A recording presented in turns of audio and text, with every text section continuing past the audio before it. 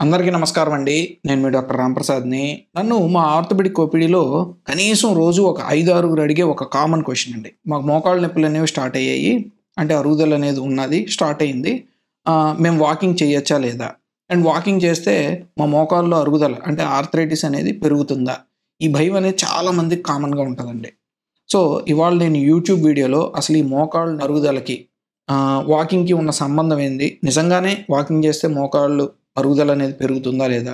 అనే దాని గురించి మనం ఈ రెండిటికి ఉన్న సంబంధం గురించి ఏంటనేది విశ్లేషిద్దాం.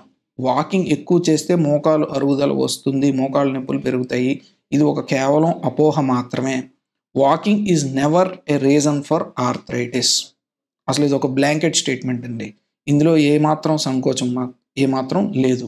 మీకు మోకాలు అరుగుదల మొదలైంది, లేదంటే నొప్పులు వస్తున్నాయంటే దీనికి వేరే కారణాలు ఉండొచ్చు. మీరు అధికంగా బరువు ఉండుండొచ్చు, లేదంటే జెనెటిక్ రీజన్ అంటే వంశపారంపర్యంగా ఇవి రావచ్చు. అండ్ కీళ్ళవాతం కావచ్చు, లేదంటే పలు రకాల కారణాలు. మీకు దెబ్బ తగిలి ఉండొచ్చు, లేదంటే మీరు రిలెంట్‌లెస్‌గా వర్క్ ఎక్కువ చేస్తా ఉండొచ్చు. అంటే మెట్లు ఎక్కడం, దిగటం ఎక్కువ చేయొచ్చు హార్డ్ వర్క్ లేబర్ వల్ల.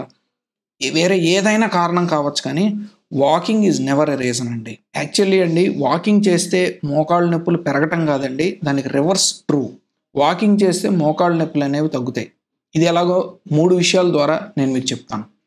ఫస్ట్‌ది ఈ మనం గనక మన మోకాల్లో నిర్మాణం గనక తీసుకున్నాం అనుకోండి, ఈ కార్టిలేజ్ అంటే ఈ బోన్ ఎండ్స్‌కి ఉండే కార్టిలేజ్ ఉంటుంది కదండీ! మృదులాస్థి అంటాము. దీనికి మామూలుగానే సహజంగానే రక్త ప్రసారం అనేది చాలా తక్కువ ఉంటదండి. మరి దీనికి ప్రాణవాయువు గాని, కావాల్సిన ఆహార పదార్థాలు అంటే న్యూట్రియంట్స్ కానీ ఎక్కడి నుంచొస్తాయి? ఈ మోకాల్లో ఉండే సైనోవియల్ ఫ్లూయిడ్ అంటే గుజ్జు పదార్థం నుంచి వస్తాయి. సో, ఈ గుజ్జు అనేది ఎలా ఉత్పత్తి అవుతుంది? మన మోకాల్లో కదలిక బట్టి. సో, మోకాల్లో కదలిక ఎక్కువుంటే అంటే range of motion, flexion, extension ఎక్కువుంటే ఆ సైక్లింగ్ మోషన్‌కి మోకాల్లో గుజ్జు పదార్థం ఎక్కువ పెరుగుతది. మన కార్టిలేజ్ అనేది ఆరోగ్యంగా ఉండే అవకాశం ఉంటుంది. సో, రోజు మనం ఎంత ఎక్కువ నడిస్తే ఇంత మోకాలనేది అంత వంచటం, చాపటం అనేది జరుగుతుంది.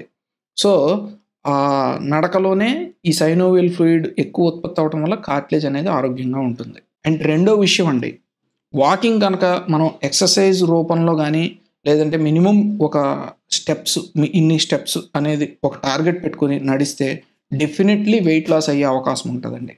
అండ్ ఇప్పుడు మేము చూస్తుందేందంటే, ఇప్పుడు జనరేషన్ అయినా వాళ్ళు 30, 40 ఏళ్ల వయస్కులు, చిన్న వయసుల వాళ్ళు కావచ్చు, 50, 60, 70 ఏళ్ల పెద్ద వయసు వాళ్ళు కావచ్చు. ద మోస్ట్ కామన్ రీజన్ మోకాళ్ళ నొప్పులకి, అరుగుదలకండి ఒబేసిటీ, స్థూలకాయం అనమాట. సో, మనకి శాస్త్రీయ పరిశోధనలు కూడా ఏం చెప్తున్నాయనంటే, మనం ఒక 1 కిలో తగ్గితే దానికి 5 రెట్లు ఒత్తిడి అనేది మోకాళ్ళ మీద తగ్గుతుంది. సో, మనం మినిమమ్ 5 కిలోస్. ఈ 5 కిలోస్ అనేది ఒక టిప్పింగ్ పాయింట్ అండి. మనం 5 కిలోస్ తర్వాతే మనకి రిజల్ట్ అంటే నిజంగానే మోకాళ్ళు అరుగుదల, మోకాళ్ళ నొప్పులు తగ్గటం అనేది మనం గమనించగలం. సో, ఫస్ట్ ఒక 5 కిలోస్ మినిమమ్ మనం ఒక టార్గెట్ తీసుకొని, అంటే ఈ 5 కిలోస్ కూడా ఇమ్మీడియేట్‌గా తగ్గాల్సిన అవసరం లేదు. మనం ఒక 3 మంత్స్ టార్గెట్ పెట్టుకొని 5 కిలోస్ కనుక తగ్గగలిగితే డెఫినెట్‌లీ మోకాళ్ళ మీద 25 కిలోస్ ఆఫ్ స్ట్రెస్ తగ్గుతుంది.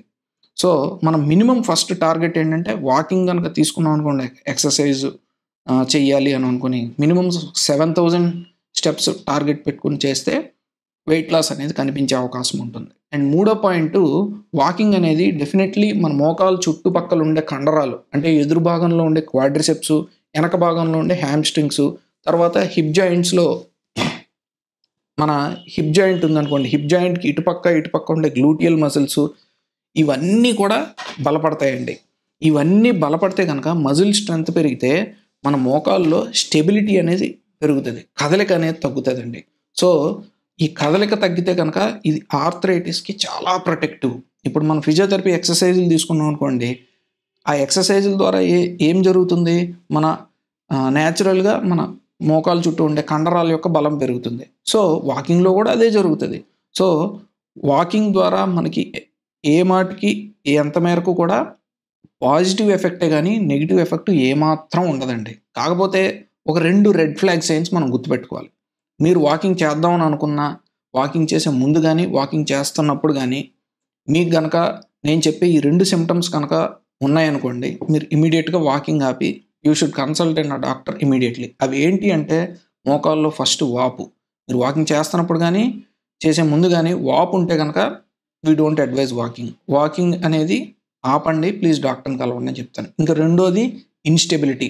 మీరు అంటే నడుస్తున్నప్పుడు ఆ మోకాలు కనుక కదిలిపోతుంది, అన్స్టేబుల్గా ఉంది, నాకు మోకాల్లో అంటే పట్టు దొరకట్లేదు అని అంటే ఐదర్ మనకేంటంటే నర్వ్స్ ప్రాబ్లం అన్న అయి ఉండాలి, లేదంటే లోపల ఉండే లెగమెంట్స్, ఈ స్థిరాలు అని అంటాం కదా, ఏసీఎల్, పీసీఎల్, ఎంసీఎల్, ఎల్సీఎల్, ఇట్లాంటి స్థిరాలు ఏంటంటే సరిగ్గా లేకపోవటం వల్ల, కట్ అవ్వటం వల్ల అక్కడ అస్థిరత్వం వస్తుంది, ఇన్స్టెబిలిటీ వస్తుంది.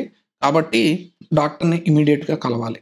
ఇవి 2 రెడ్ ఫ్లాగ్ సైన్స్ లేకపోతే కనుక మీరు walking is always the best exercise for patients with నీ పెయిన్స్ అండ్ ఆర్థరైటిస్ అండి. అంటే మోకాళ్ళ నొప్పులు కానీ అరుగుదల కానీ ఉంటే మీరు జాగింగ్ చేయలేరు, ట్రెడ్మిల్ చేయలేరు.